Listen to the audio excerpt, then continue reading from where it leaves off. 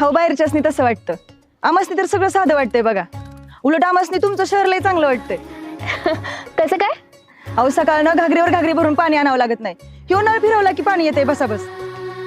चूल पेटवायला लाकडासाठी रानमाळ फिरावं लागत नाही बघा. बटन दाबलं की गॅस चालू.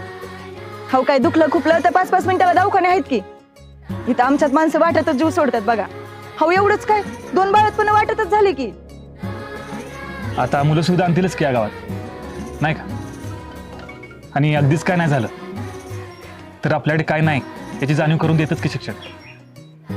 आता तसं बी असेल. बरं तर आलाय तर जीवनच जावा बघा. मागच्या वेळेला आला तर तसंच गेलात.